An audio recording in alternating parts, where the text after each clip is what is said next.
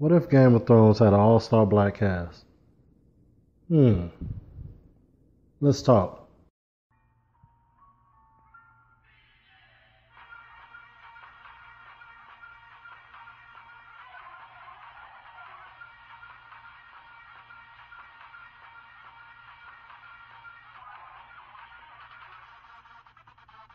Hey, what's up, everybody? It's your boy, Let's Talk. So, I'm here talking to you about Game of Thrones again. I know a lot of you guys are mad at me about the whole season 5 shit talk I've been doing. I mean, season 5 sucked though, man. I mean, Barris to sell me. I like that whole, he went out like a G. He took down like 12 motherfuckers. Mormont in the gladiator pits, I thought that was cold as hell.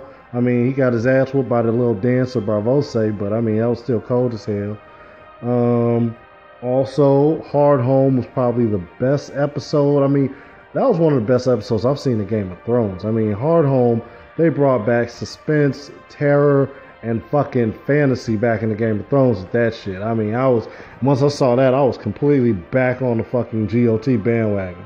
So, I mean, but anyway, I just thought season 5 kind of sucked. I mean, the Dornish scene kind of sucked. But anyway, I was trying to explain Game of Thrones to a friend of mine. We'll call her Grumpy 2000. So I was trying to explain to Grumpy that pretty much the whole storyline. Now, she wasn't getting it, and I wasn't sure whether that was my fault or what, but she wasn't really following. I mean, I guess the show wasn't grabbing her interest, which is impossible because Game of Thrones is the best show out there. So I thought, what could I do to maybe change her mind? What if Sean Bean, Ned Stark, was played by somebody different? What if he was played by Denzel Washington? Man, that would be a change of events. Every black woman on the planet will watch Game of Thrones if Denzel Washington played Ned Stark. So I'm going to talk to you guys about what if Game of Thrones had an all-star black cast. Let's go in. So the show starts out in the north. Now, Ned Stark has to behead a guy because he deserted his post at the wall. What the guy did was he deserted his post. And if you're a part of the Night's Watch, you can't just desert your post like that or they chop your head off. But he claimed to see zombies. Now, who Ned Stark is, he's in charge of this castle called Winterfell. He's in a position called Warden of the North, basically. So on his way back to Winterfell, he wanted to get all of his children, these wolves he saw. 6 wolves, 6 children. Now he's got Robb, Bran, Rickon, Arya, Sansa, and Jon Snow the bastard. Jon Snow is the only child by another woman that's not his wife. So when Ned Stark goes back to Winterfell, he sees King Robert Baratheon's there. Now, King Robert Baratheon went to Winterfell for a few specific reasons. Him and Ned have a long history.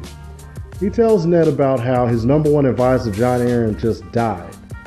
So the history with the King, Ned Stark, and Jon Arryn goes way back to the war with the Mad King, Aerys Targaryen. So they all have a lot of history. So Jon Arryn dying was a big bummer to, Robert, and of course it would be a big bummer to Ned. So he asked Ned, like, hey, I'm going to need somebody to come back and be my number one advisor, which is called Hand of the King. Ned kind of was like, I like the North, fuck that. So, and Robert brought the Queen, his wife Cersei Lannister, and her twin brother Jaime Lannister, who's in charge of the King's Guard. So Ned, he really didn't want to go to King's Landing. He wanted to actually stay in Winterfell, but his wife got a letter from her sister Lysa saying that Jon Arryn was killed by the Lannister family. So Bran was climbing the wall like he usually does, and he walked in and saw Cersei Lannister and Jaime Lannister getting it on. And that's pretty gross because they're like twin brother and sister. So when Jaime Lannister found him and saw him watching him, he decided to toss Bran's ass out the window. And Bran got really fucked up. He didn't die, but he's like paralyzed from the waist down. So Ned said, something's going on with those fucking Lannisters, so I'm definitely going to King's Landing now. And on his way to King's Landing, his daughter gets into it with the Prince Joffrey. He's a huge fucking cunt. So Joffrey fucks with Arya and she has her wolf bite his hand. So he goes and bitches to his mother and then they put the wolf to death. So Arya like hates the Lannisters now. Like she vows to kill him and shit. And her brother Bran, a guy comes in the middle of the night and tries to kill him. So Bran's mom, Catelyn, she rides all the way down to King's Landing to tell Ned like, hey, somebody just tried to kill your son that's in a coma. Ned said, what the fuck? You ain't killing my son. So he goes to Peter Baelish and Lord Varys to ask, hey, do you guys have any clue who could possibly be trying to kill my son? So Lord Varys says, I don't have a clue. Peter Baelish said, I know exactly who fucking did it. It's Tyrion Lannister, the fucking imp. The imp has a Valyrian steel knife like that. He gave it to the assassin and they tried to kill your son. That's who did it. That's what you should stick to. And fuck the Lannisters. What? I'm not sure if you guys noticed the name, but he's also the brother of Cersei and Jaime Lannister. So Catelyn, Ned Stark's wife, she arrests Tyrion and takes her to her sister Lysa, and Lysa locks him up. So Tyrion's not stupid and says he wants a trial by combat. And the sellsword named Bran steps up, says, hey, as long as you pay me, I'll kill whoever you want, and kills her top 9. So while Ned Stark's in King's Landing, he figures out the secret that got Jon Arryn killed. Joffrey's not King Robert's son. He's actually the son of Cersei and Jaime Lannister. So he's an inbred fucking kid. Ew. Gross.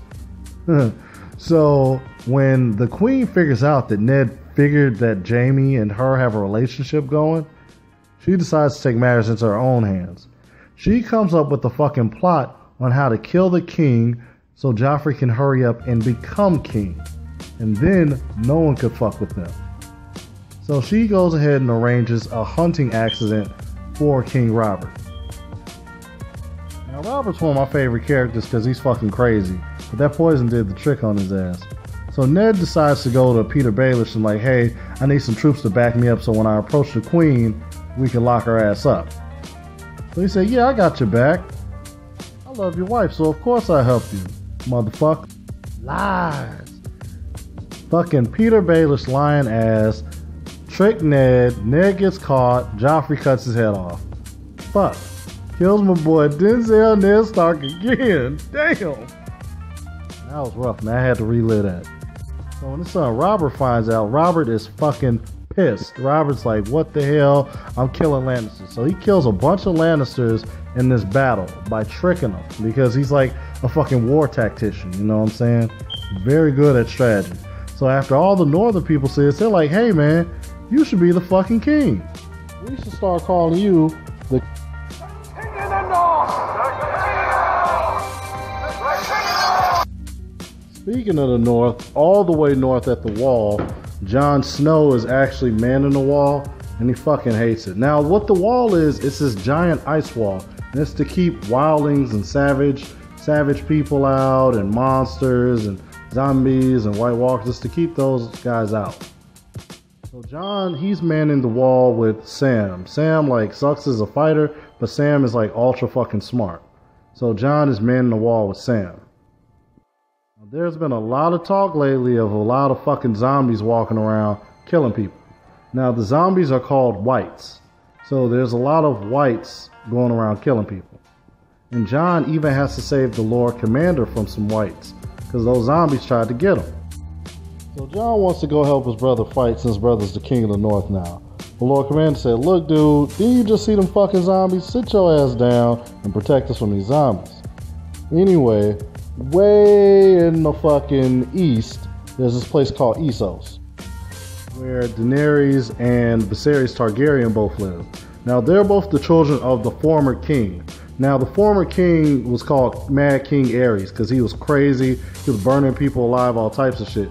And the new king, Robert, had to fuck his ass up and usurp the throne from him. Now, that was a crazy part in the book called Robert's Rebellion. I wish they do it. I wish they make a show of it. So Daenerys and Viserys both want the Iron Throne back. So they're trying to gather an army. So what Viserys did was he married her off to this big ass horse lord called Khal Drogo. And at the wedding, she got 3 dragon eggs. Now that they're married, Khal Drogo has over 60,000 troops, but Viserys thinks he can still check Daenerys and slap her around and all this fucked up shit. Well, that pisses Khal Drogo off because she ends up getting pregnant. So he burns him with a golden necklace that he fried and boiled down. So he burns and kills Viserys. Daenerys wasn't tripping because Daenerys pregnant. But then Khal Drogo gets jacked up in this fucking fight and he gets cut.